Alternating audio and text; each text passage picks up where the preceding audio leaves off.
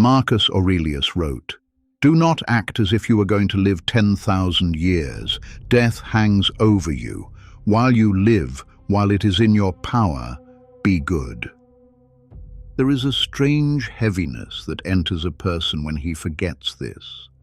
He begins to live as if time is endless, as if his peace can be postponed, as if his character can wait, as if the better version of himself will appear later, in some distant season when life is calmer, people are kinder, money is secure, approval is guaranteed, and the world finally gives him permission to become whole.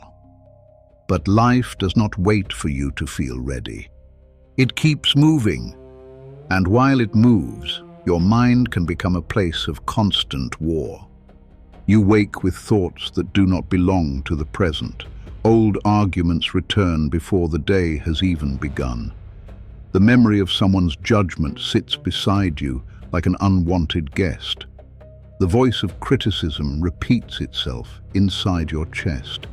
You remember who overlooked you, who misunderstood you, who doubted you, who betrayed you, who seemed to move forward while you remained trapped in your own inner conflict. Then the noise of the world begins. You see other lives appearing more complete than yours. Other people seem more certain, more respected, more loved, more ahead. You measure your beginning against someone else's visible reward. You measure your pain against someone else's image of success. You measure your worth against the applause another person receives. And slowly, without noticing, you begin to live outside yourself. You chase approval, but approval does not stay. You chase validation, but validation makes you hungry again. You chase attention, but attention is a poor shelter for the soul. You chase being understood, but even when you explain yourself, someone still misreads you. You chase the feeling of being enough, but because you have placed that feeling in the hands of the crowd can take it away whenever it wishes. This is how a person becomes fragile, not because he has no strength, but because his strength is divided among too many masters. One person's opinion controls his mood. One insult controls his confidence. One failure controls his vision. One betrayal controls his capacity to trust. One comparison controls his sense of worth. One setback controls his hope. One season of loneliness convinces him that life itself is against him. He does not realize he has given away the throne. He still calls it his mind, but strangers sit inside it. Critics sit inside it. Old enemies sit inside it. Past wounds sit inside it. The fear of judgment sits inside it. The hunger to prove himself sits inside it. The need to be seen sits inside it. And from this crowded inner world, he tries to build a life of peace.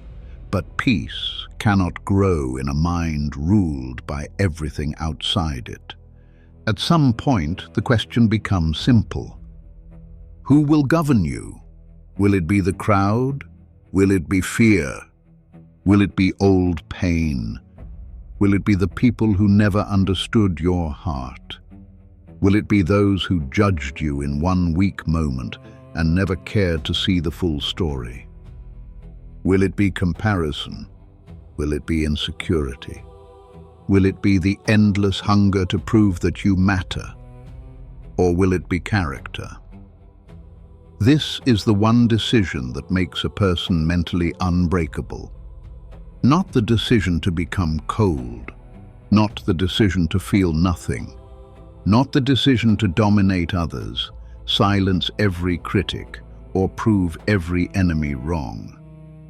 The decision is deeper than that. It is the decision that nothing outside your character will be allowed to rule your inner world. Once a person makes this decision sincerely, his life begins to change, not dramatically at first, not in a way that everyone can see. The world may look the same. The same people may still speak, the same problems may still exist, the same responsibilities may still wait, the same doubts may still knock at the gate. But something within you begins to stand. You no longer treat every opinion as a command. You no longer treat every disappointment as a verdict. You no longer treat every rejection as proof of your unworthiness. You no longer treat every delay as failure. You no longer treat every wound as permission to lose yourself. You begin to separate what happens from what you become. That separation is freedom. Most people never make this separation. They are pulled by events as if they were leaves in violent wind. Praise lifts them, criticism breaks them, attention excites them, silence terrifies them, approval gives them life, rejection takes it away. They are always reacting, always adjusting, always trying to become the version of themselves that will finally be safe from judgment. But safety never comes from pleasing the world. The world changes too quickly. The crowd praises today what it will mock tomorrow. It honors what is loud and overlooks what is noble. It rewards appearances and ignores discipline. It confuses confidence with wisdom, attention with worth, possessions with peace, and victory with virtue. If you build your mind around such a judge, you will never rest. You will always need one more sign, one more compliment, one more success, one more person to understand, one more person to respect you, one more moment where the world reflects back the image you hope is true. And even then, the peace will not last. Because anything the world gives you, the world can threaten. This is why the Stoics placed the center of life somewhere else. Not in reputation, not in comfort, not in control over other people, not in the perfect outcome, but in virtue, in the quality of your own choices, in your response, in your discipline, in your willingness to live honorably while time still belongs to you. Marcus did not say, "While you live, be admired." He did not say, "While you live, be understood by everyone." He did not say, "While you live, make sure no one criticizes you."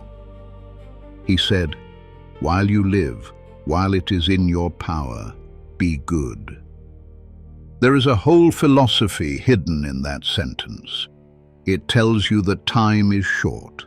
It tells you that goodness is urgent. It tells you that your character is your responsibility. It tells you that you cannot wait for perfect conditions before you become honorable. It tells you that being good is still within your power, even when life is unfair, even when people misunderstand you, even when loss humbles you, even when comparison burns, even when fear speaks loudly, even when the path ahead is uncertain.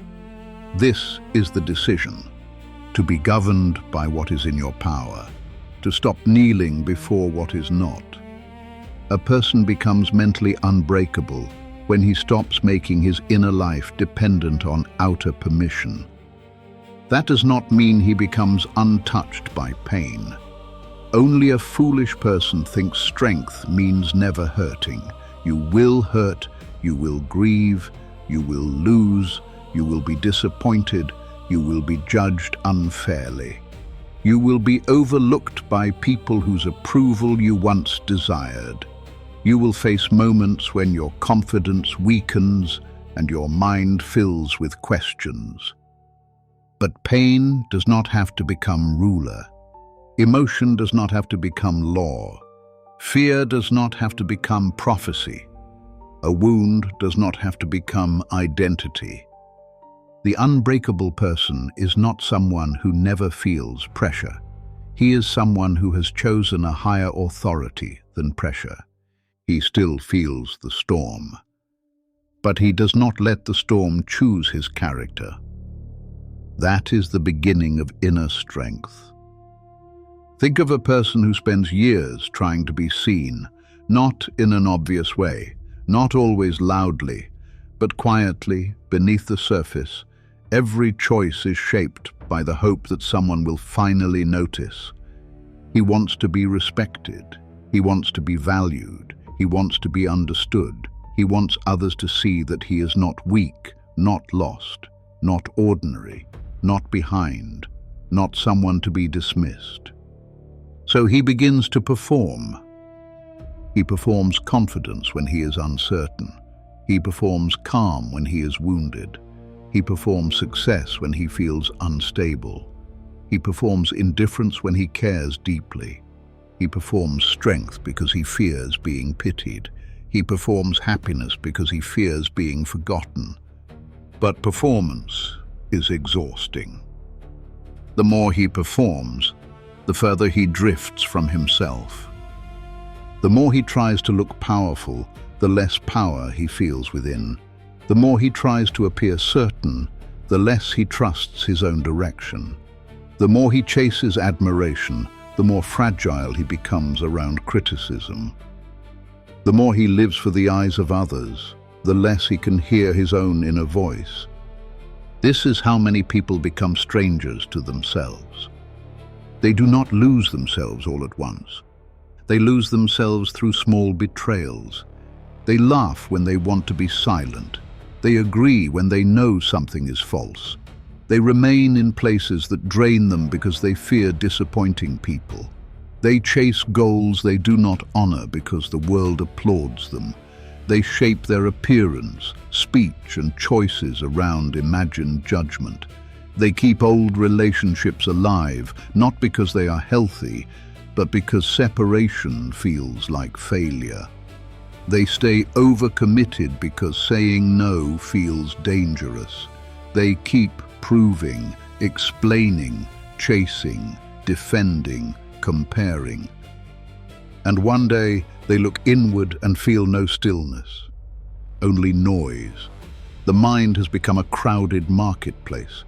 Everyone has an opinion there. Everyone has a claim. Everyone wants to be answered.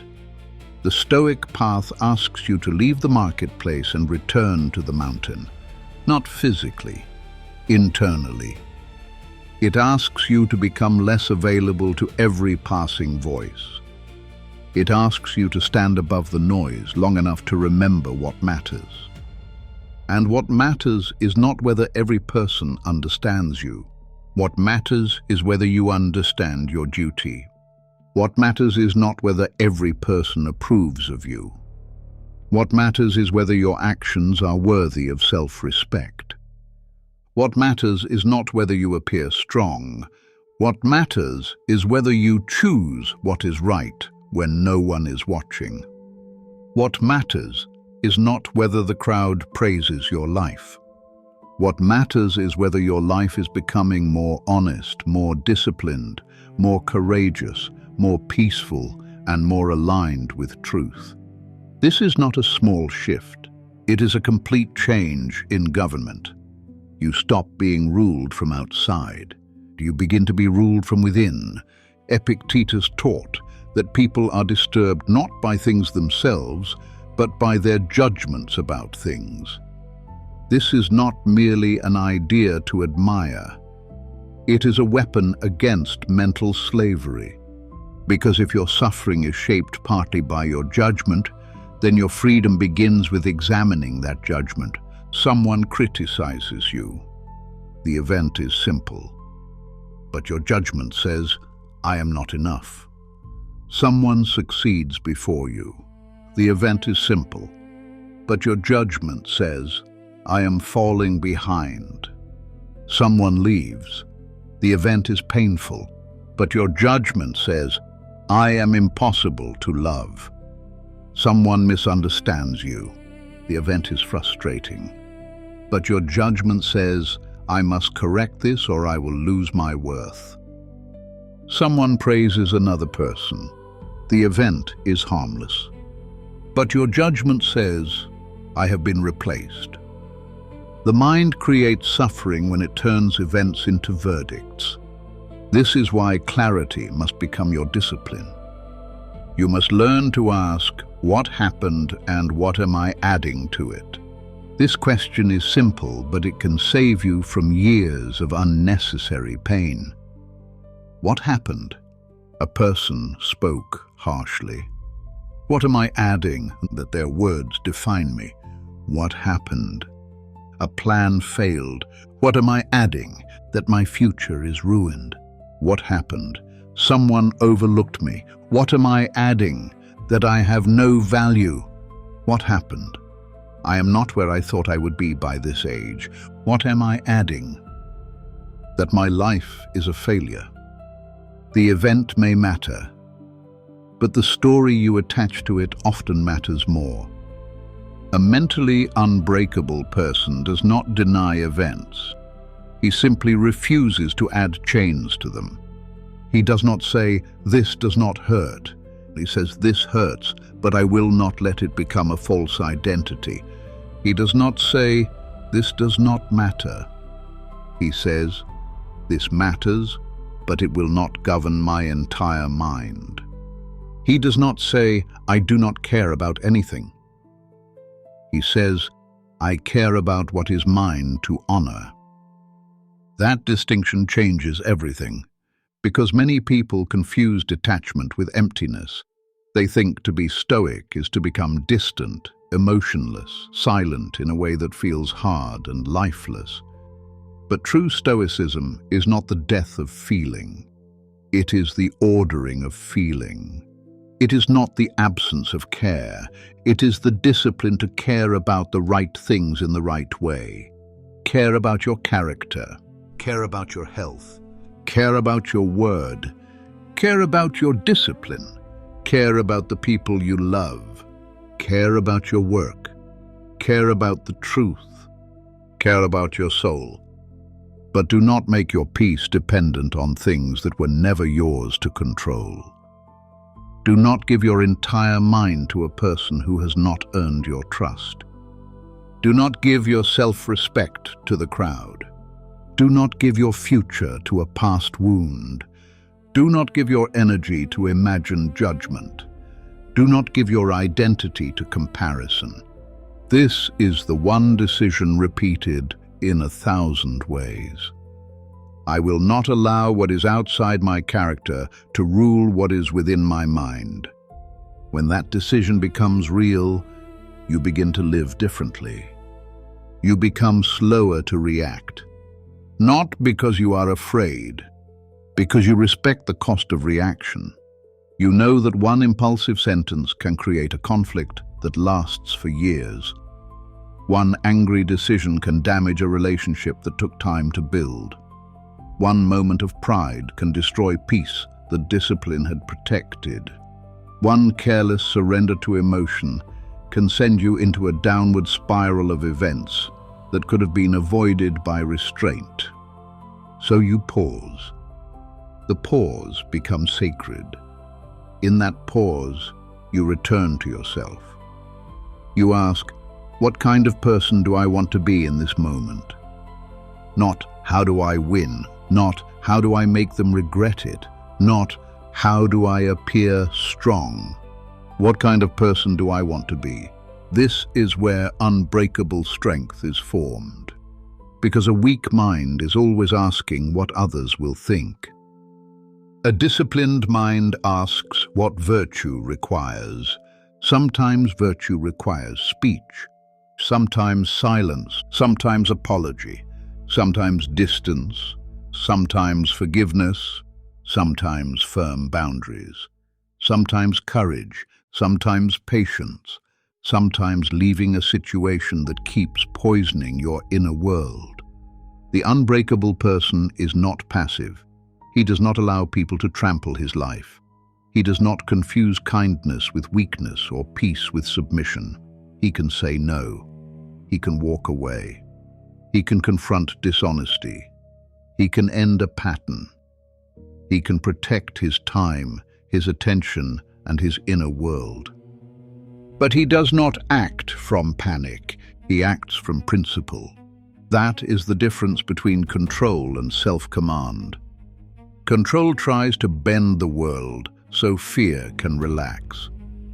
Self-command trains the mind so fear no longer gives orders. Control says, I must make them respect me. Self-command says, I must act in a way I respect. Control says, I must stop them from judging me. Self-command says, their judgment is not my master. Control says, I must secure the outcome. Self-command says, I will give my best effort and meet the outcome with dignity. Control says, I must never be hurt again. Self-command says, if pain comes, I will remain honorable. This is why the one decision is not a sentence you say once. It is a discipline you return to. You return when comparison appears. You return when insecurity rises. You return when someone's opinion begins to crowd your mind. You return when you feel behind. You return when rejection awakens old wounds. You return when you are tempted to perform for approval. You return when you want to speak only to protect pride. You return when silence feels unbearable. You return when the world feels loud and your inner world feels unstable. Again and again you return. This repetition is not failure, it is training. A mountain is not formed by one moment of strength. It is formed through pressure, time, resistance, and endurance. Your character is the same. It is shaped by the pressures you meet without surrendering your center. You may think you need a life without pressure before you can become strong. But pressure is often the forge. The unfair moment shows you where your pride still rules. The criticism shows you where your identity still depends on approval. The delay shows you where patience is weak. The betrayal shows you where wisdom must replace innocence. The loss shows you what cannot be owned. The conflict shows you whether you can remain governed under fire. This does not mean you should seek suffering foolishly. It means when suffering arrives, you do not waste it. You allow it to reveal the places where your mind is still dependent. Every emotional disturbance has information within it. Anger may reveal an expectation. Envy may reveal comparison. Fear may reveal attachment. Shame may reveal a false identity. Restlessness may reveal that you are living out of alignment. Resentment may reveal a boundary you have refused to set. Despair may reveal that you have placed your hope in something unstable. The unbreakable person listens without becoming enslaved. He does not suppress the inner storm. He studies it. He asks what it is trying to show him. He examines it with discipline. He refuses to let it take control of his hands, his mouth, his choices, or his future. This is emotional mastery, not the destruction of emotion, the training of emotion under reason. Seneca said, "The greatest remedy for anger is delay." Delay is powerful because anger thrives on immediacy. Anger wants the body to move before wisdom arrives. It wants speech before understanding. It wants punishment before clarity. It wants a reaction before your higher self can stand. Delay gives your character time to enter the moment. A person who cannot delay is easily controlled. Anyone can provoke him. Anyone can steer him. Anyone can push the right wound and make him abandon himself. He believes he is defending his dignity, but often he is only proving how easily his dignity can be taken hostage. The world does not need to defeat such a person. It only needs to trigger him. But a person who can delay becomes difficult to govern from the outside. He feels the fire, but he does not immediately become the fire. He sees the insult, but he does not immediately become the injury. He hears the judgment, but he does not immediately become the defense. He lets the first wave pass, then he chooses. That choice is power. And the more you practice it, the more you realize that many things do not require the energy you once gave them. Not every slight needs a response. Not every opinion needs correction. Not every misunderstanding needs a speech. Not every silence means rejection. Not every delay means failure. Not every difference means disrespect. Not every person who leaves is a catastrophe. Not every person who stays is a blessing. Not every feeling is a command. Not every thought is truth. This is where simplicity returns. You begin to live by fewer masters. You stop trying to be understood by people committed to misunderstanding. You stop proving your worth to those who benefit from making you doubt it. You stop begging for respect where disrespect has become a pattern. You stop shaping your life around the fear of being judged. You stop allowing the outside world to become your inner voice. And this creates a quiet kind of confidence, not loud confidence, not theatrical confidence, not the confidence of a man trying to convince everyone he is powerful, the confidence of a man who no longer abandons himself. He knows what belongs to him, his choices, his effort, his discipline, his attention, his response, his honesty, his courage, his ability to return after failure, his willingness to keep becoming better while time remains. Everything else is held with open hands. Praise may come, he does not worship it. Criticism may come, he does not collapse under it. Success may come, he does not let it corrupt him. Loss may come, he does not let it erase him. This is mental strength. Not because nothing affects him, because nothing outside him becomes the owner of him.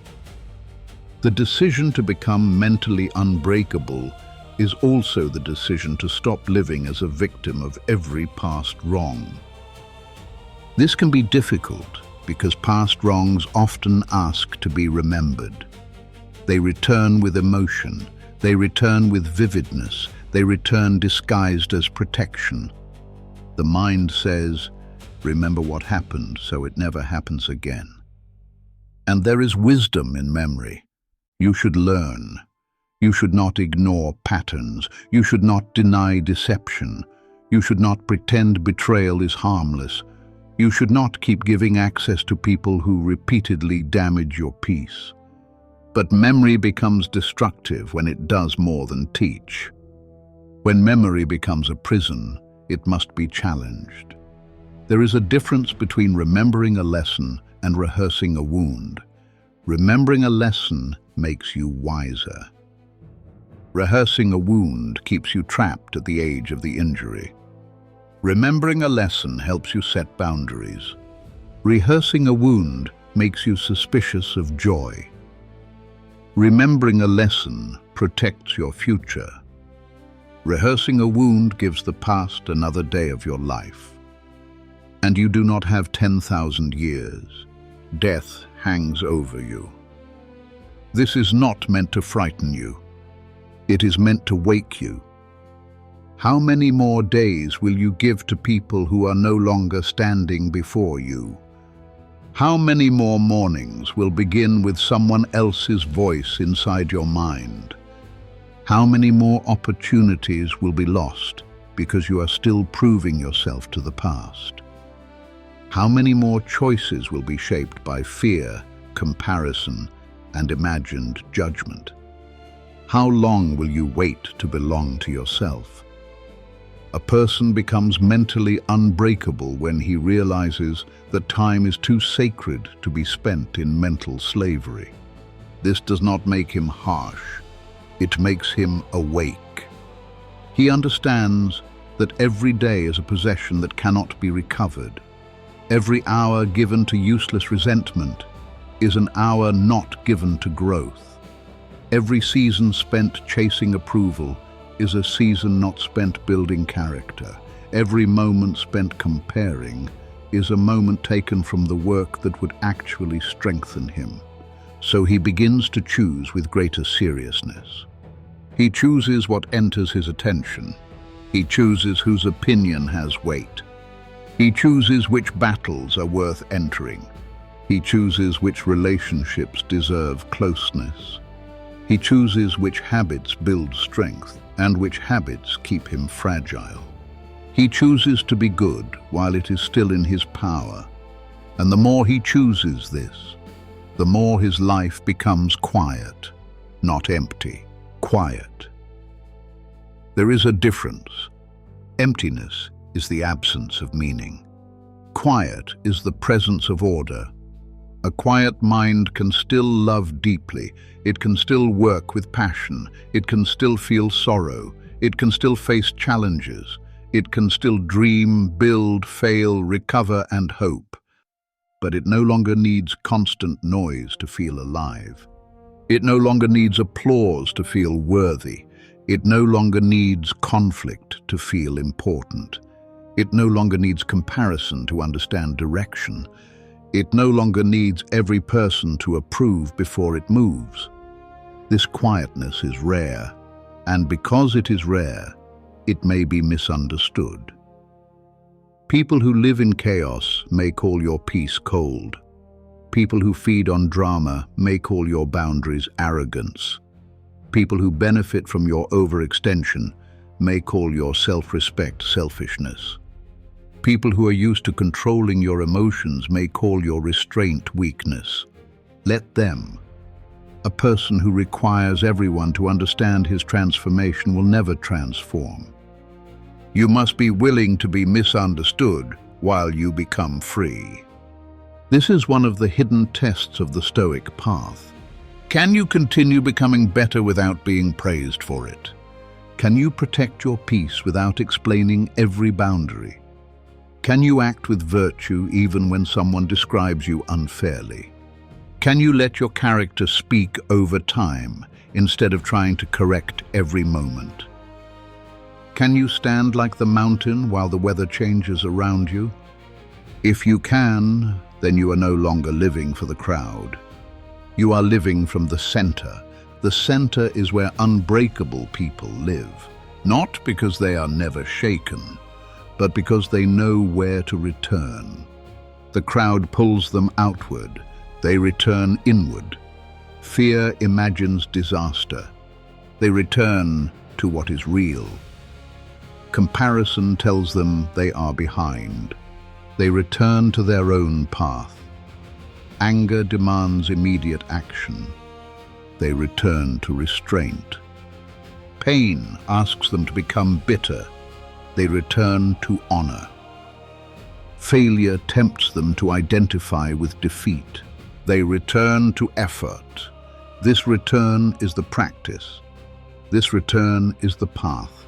This return is the decision made again. If you want to begin, do not wait for a perfect life. Begin in the next difficult moment. When someone criticizes you, pause before giving them your whole mind. When comparison appears, ask what work is actually yours today. When you feel the pressure to prove yourself, ask whether the proof would serve character or ego. When you feel misunderstood, ask whether explanation is necessary or whether silence would protect your dignity. When old pain returns, ask what lesson remains and what suffering can now be released. When anger rises, delay. When fear speaks, examine. When the world becomes loud, simplify. When your mind begins to scatter, return to the inner citadel. This is how strength is built, not through one grand declaration, through thousands of quiet choices. Each choice says, I will not surrender my mind. Each choice says, I will not let the crowd govern my soul. Each choice says, I will not confuse attention with worth. Each choice says, I will act from virtue, not desperation. Each choice says, I will be good while it is still in my power. And slowly, the person you are becoming begins to appear. You notice that you are less easily shaken, not because life is gentler, but because your roots are deeper. You notice that you no longer need to answer every provocation, not because you are weak, but because your peace has become valuable. You notice that criticism still stings, but it no longer becomes your identity.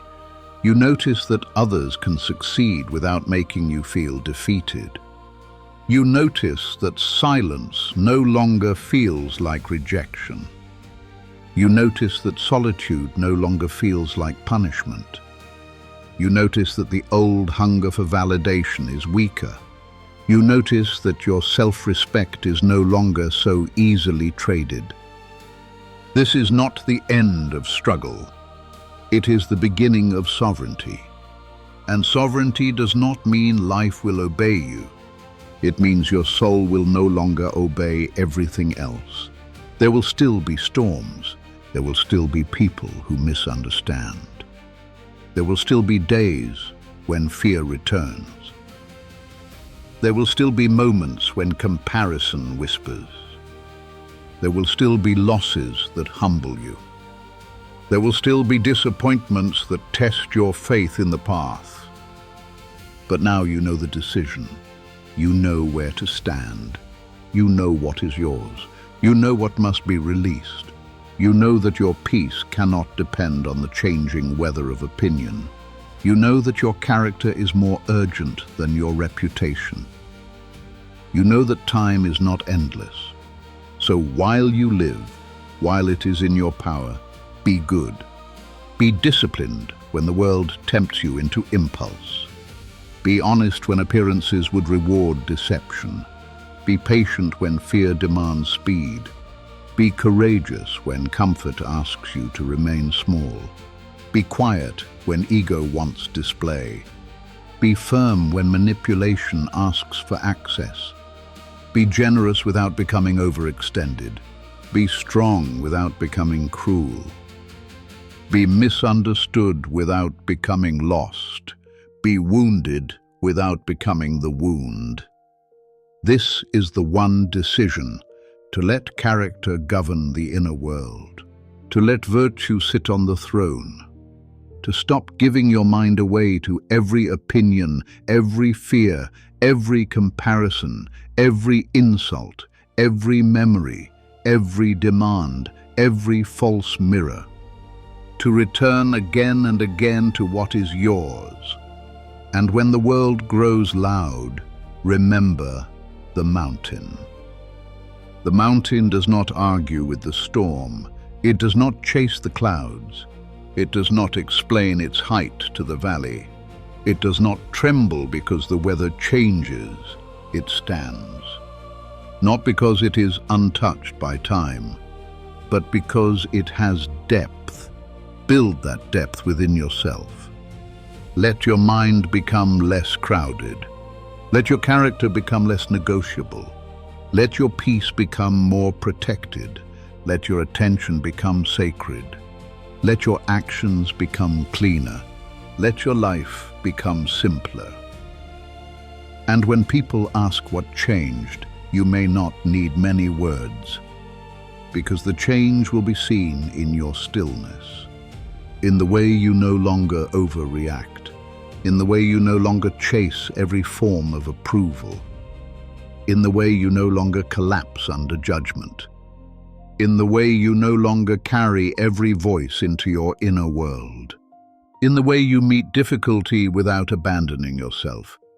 That is mental strength. That is quiet power. That is freedom. And it begins with one decision: nothing outside my character will rule my mind.